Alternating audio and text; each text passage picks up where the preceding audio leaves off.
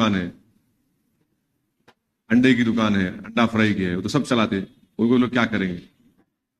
ये तो गलत है, बिल्कुल गलत फैसला है उनका। और हम उम्मीद करते हैं कि इस तरह के जो डिसीजन अगर लिए जाएंगे तो इससे तो आप पहले ही बेरोजगारी ज्यादा है, गरीबी ज्यादा है, कीमतें आसमानों को छू रही हैं, और ऊपर से आप खाने पे टारगेट कर रहे हैं। बात करें तेलंगाना के बाकी के हिंदी हार्टलैंड स्टेट राजस्थान, मध्य प्रदेश और छत्तीसगढ़ की, जहाँ हैदराबाद शहर के एजेंसी एरिया में कांग्रेस परफॉर्म नहीं कर पाती, और उसी तरीके से इंदौर में भी उनका परफॉर्मेंस जीरो रहा, रायपुर में परफॉर्मेंस जीरो है। तो ये जो अर्बन एरिया में कांग्रेस का जो इस तरीके का परफॉर्मेंस है, यहाँ पर भी डीआरएस ने अच्छा परफॉर्म किया एजेंसी एरिया, इसको कैसे देखते हैं? कांग्रेस रूरल में भी परफॉर्म कर पाई तेलंगाना में, लेकिन अर्बन में बिल्कुल भी कोई सफलता हासिल नहीं है। तो अगर आप देखेंगे तो subject to correction vote percentage में 2% का फर्क है, 2%, राइट बालू साहब? 2% वोट डिफरेंस है। It's not a big difference, but yes, in terms of the seat, that gets bigger, but vote percentage wise only 2% difference is there. Yes, it is a fact that Congress could not win in Hyderabad Parliament, in Secunderabad, in Malkajgiri also. So yes, that is a fact, and that is also a strength of MIM and BRS also, that they could win from there. So to make it very different, urban, rural, I don't think so that is correct, because end of the day, I can also say that when you have won here, why didn't you win in Vikharabad and in Tandur or Pargi? Why couldn't you win in Ibrahimpatnam? So every area has a different challenge. All depends on candidates, what was the mood over there. But the fact is, yes, we also played an important role in that. Our party did play an important role in that. 24 का election सामने है sir, अगर हम Hyderabad parliamentary constituency की बात करें आगे, फिर से मेरा वही सवाल है, वोटिंग परसेंटेज क्या sitting MP, you and party president also, you see that challenge in front of you, how to increase and how to approach the people and convince them to vote, exercise their vote. Low voting percentage very narrow margin से victories हो रही हैं, इसको कैसे देखते हैं और इसको कैसे आप कोशिश करेंगे कि इसको हम? नहीं, लो पोलिंग परसेंटेज के कई वजूहात हैं। एक वजह यह है कि गैर जरूरी के हर बार सेंसिटिव के नाम पर पुलिस को, पैरामिलिट्री फोर्स को आप खड़ा कर देते हैं और बैरिकेड्स लगा देते हैं, रोड्स बंद कर देते हैं आप, और आप लोगों को निकल कर जाने की तकलीफ हो जाती है उस दिन। तो वो एक वजह है। दूसरा वजह यह है कि हमारी कोई कमजोरी होंगी, हमको उसको दूर करना चाहिए। तीसरा यह है कि आवाम में भी थोड़ा इंटरेस्ट कम हो रहा है, छुट्टी मनाते उस दिन कि बाहर चले आते। तो ये अहम 3 चीजें। और चौथी चीज ये है कि पोलिंग बूथ जो है, मेरे को एक बात समझ में नहीं आ रही कि गवर्नमेंट के स्कूल्स प्राइवेट बिल्डिंग में चल सकते हैं, तो पोलिंग बूथ प्राइवेट शादी खानों में क्यों नहीं आते भाई? कंप्लीटली मेरे को बिल्कुल ताजुब होता। इलेक्शन कमीशन ऑफ इंडिया को देखना चाहिए कि अगर पूरे इंडिया में गवर्नमेंट स्कूल प्राइवेट बिल्डिंग में चलते, तो आप एक दिन के लिए क्यों नहीं लेते किसी मैरिज हॉल को? आप यानी एक जगह ले रहे आप, और एक जगह पे 1100 वोट है, माने 2 कमरों को आप, इससे कम कमरा है और आप 2 बूथ, तो कहां पोलिंग परसेंटेज बढ़ेगा? आपके पास कई मैरिज हॉल्स है, आप लीजिए ना। ईसीआई को तो पैसा मिलता गवर्नमेंट ऑफ इंडिया से, बजट सैंक्शन होता, तो उनको चाहिए कि भाई जहां पे ऐसे मैरिज हॉल्स हैं या प्राइवेट हॉल्स हैं या बिल्डिंग्स हैं, आप एक दिन के लिए उनको लीजिए, एक दिन के लिए 4 दिन जो भी लीजिए, ताकि कम से कम लोग जाके वोट डाल सके। और आज भी हम देखें कि कई बुजुर्ग लोग नहीं डाल सके वोट, क्योंकि उनको सहूलत ही नहीं है जाने की वहां पे। और फिर आप एक कंडीशन लगाते कि गाड़ी का दूर रोक देना, तो उससे भी वुमेन पोलिंग मुतासर होती। तो हमारे तरफ से जो भी कमजोरी है, हम उसका सेल्फ इंट्रोस्पेक्शन कर रहे, और हम लोग मेहनत करेंगे हमारे असेंबली कॉन्स्टिट्यूंसी में जहाँ पे हमारे को लो पोलिंग परसेंटेज हुआ। जाहिर है हमारे में कोई कमजोरी रही होगी, उसको हम बराबर दूर करेंगे, मुलाकात करेंगे अवाम से, अब तो बूथ वाइज डेटा आता है, तो हम देख रहे हैं, उस पर काम होगा और इंशाल्लाह मुझे यकीन है कि पार्लियामेंट इलेक्शन में पोलिंग परसेंटेज बढ़ेगा। 3 राज्यों में बीजेपी जीत हासिल की और ये भी कहा जा रहा है कि अब नरेंद्र मोदी इनविंसिबल है, करने जा रहे हैं। जिस प्रकार से उनके हौसले बुलंद हो गए और अभी अपोजिशन के पास चेहरा ही नहीं है, क्या काफी स्पष्ट है सर कि 3 राज्यों के बाद बीजेपी काफी स्ट्रॉन्ग पोजीशन में है, अपोजिशन के पास मोदी का जवाब नहीं है? लाइटर वेन में मैं भी इनविजिबल था वहां पे, अभी बीजेपी जीत गई। मैं तो था ही नहीं वहां पे, तब भी बीजेपी जीत गई। हम लोग राजस्थान में 10 सीट लड़े तो, और 4 सीट मध्य प्रदेश में लड़े, छत्तीसगढ़ में तो हम थे ही नहीं, तब भी बीजेपी जीत गई। अब नहीं मालूम अब किसको ब्लेम करेंगे ये लोग, अब किसको ब्लेम करेंगे नहीं मालूम, सोचना पड़ेगा इन लोगों को। मगर बीजेपी जीती वहां पर, यानी मध्य प्रदेश में जो मेजोरिटी बीजेपी लेकर आई फॉर्मिडेबल है वो, मैंने बड़ी बड़ी मेजोरिटी है वो। कितने सीट के 140 के ऊपर लेके है ना, 160। आप बताइए, आप छत्तीसगढ़ में सिटिंग सीएम आपका है और इतना वो लोग वो थे वहां पे, आप राजस्थान में।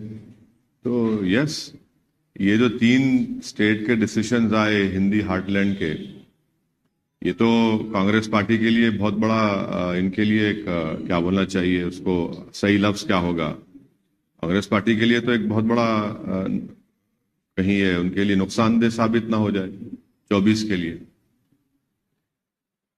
क्योंकि 65 लोकसभा की सीट है उसमें, 65 लोकसभा की सीट है छत्तीसगढ़ में, मध्य प्रदेश, राजस्थान 65 में से मेरे ख्याल से लास्ट टाइम एक कमलनाथ साहब के बेटे जीते थे। राजस्थान तो कंप्लीट वाइप आउट था और छत्तीसगढ़ में शायद 1 या 2 जीते थे। मैंने बीजेपी 63 सीट जीती थी वहां पे लास्ट टाइम। तो यकीनन उनको ये तो कांग्रेस पार्टी को बहुत बड़ा धक्का है। ये 3 स्टेट्स में आप एक तो पावर में थे आप, तो अब देखिए क्या होता है, कितने मोहब्बत की दुकान खुलती नहीं खुलती नहीं मालूम। सर, ये याकूबपुर और नामपल्ली में इतनी कम मेजॉरिटी आने की वजह क्या सर?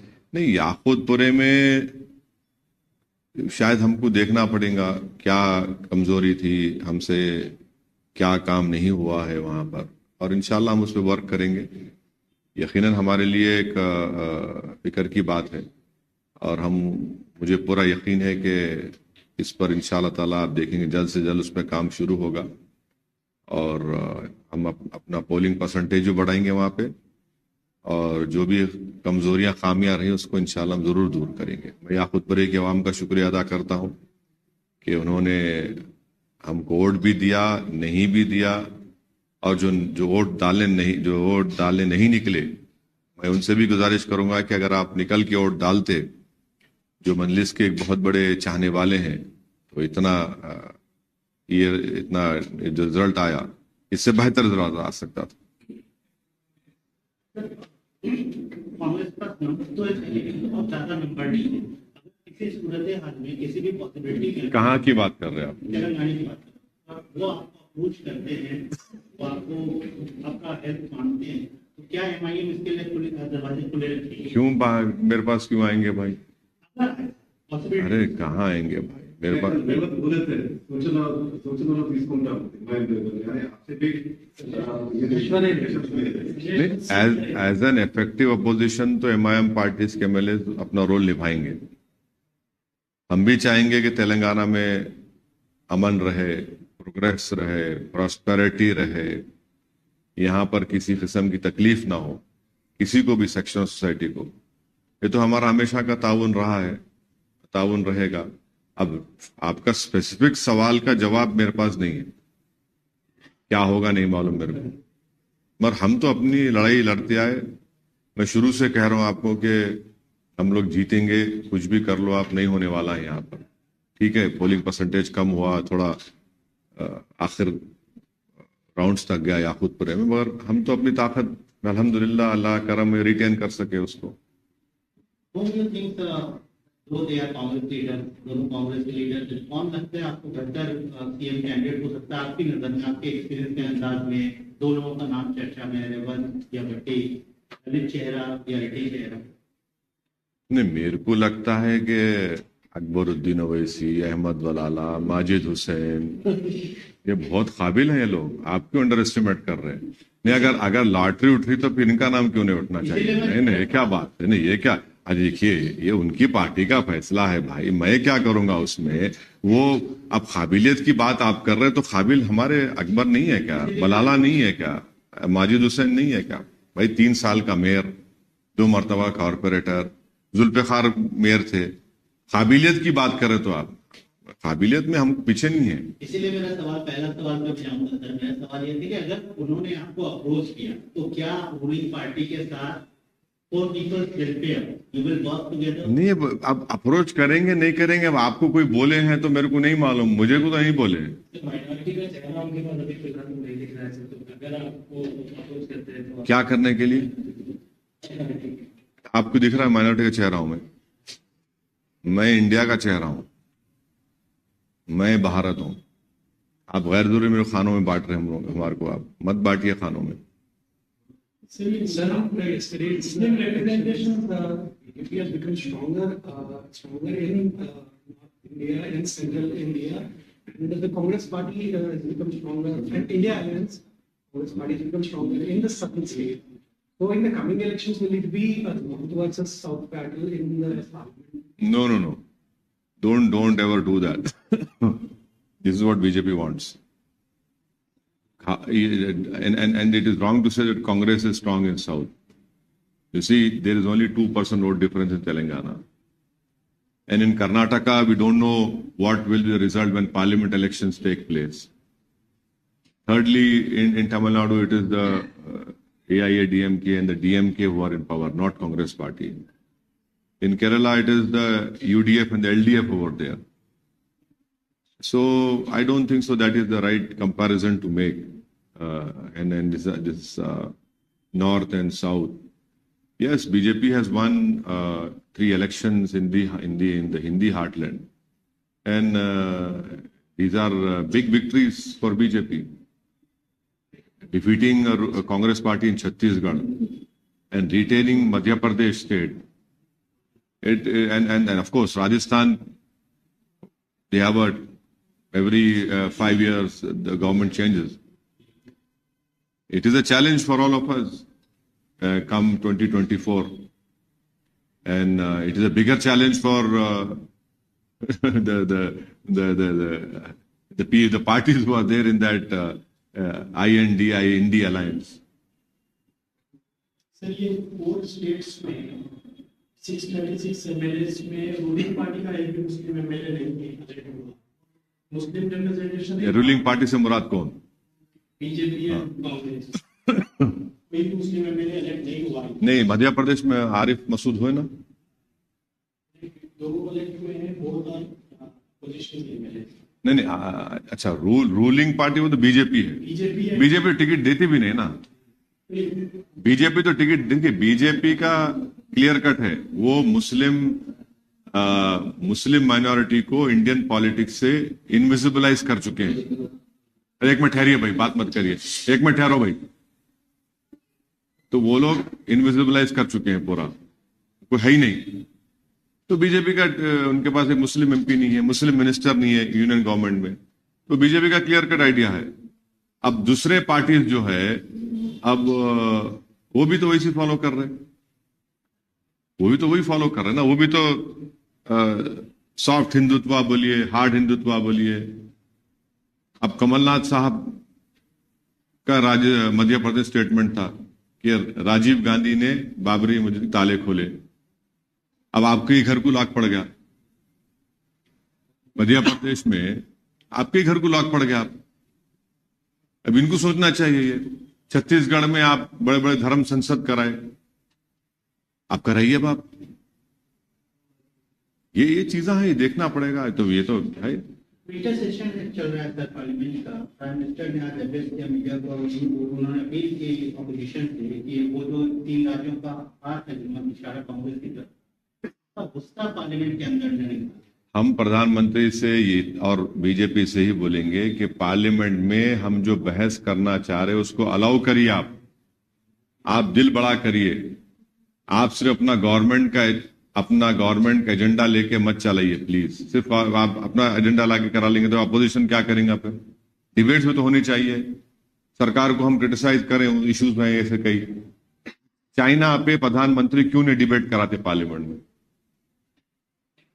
क्यों डरते प्रधानमंत्री और उनकी सरकार चाइना से? डिबेट करवाइए ना। भाई 2000 स्क्वायर किलोमीटर में चाइना कब्जा करके बैठा है। हम चाहेंगे डिबेट हो गाजा में, गाजा के ऊपर जो इजराइल जुल्म कर रहा है। 12,000 लोगों को इजराइल खत्म कर चुका है फलस्तीनों से हमारा पुराना रिश्ता रहा। ये डिबेट होना चाहिए पार्लियामेंट में गाजा के बारे में, चाइना जो जमीन पर कब्जा करके बैठा है। और क्या मुद्दे आपको लगता है सर विंटर सेशन में हो सकते हैं? बहुत से मुद्दे हैं भाई, अभी तो चुनाव से हम निकले हैं, तो एक महीना तो यही इसी में थे। बहुत से ज़ाहिर है हमारे वतन अजीज में बहुत से अवामी मसाइल हैं जिस पर बहस होनी चाहिए, और लोग पार्लियामेंट तरफ देखते हैं कि भाई क्या ये मेरी तकलीफ को बयान कर रहे हैं, क्या हुकूमत मेरी तकलीफ को समझ रही है। और सर हो गया बस पूछने 1 to 1 नहीं पूछ लो। आप रास्ते का कुछ पूछना है आपको भाई साहब? पूछना है पूछ लो भाई, 1 to 1 मत करिए भाई। मेरे पास टाइम नहीं है, मेरे को मीटिंग में जाना, मेरी फ्लाइट है दिल्ली के लिए जाना है मेरे को।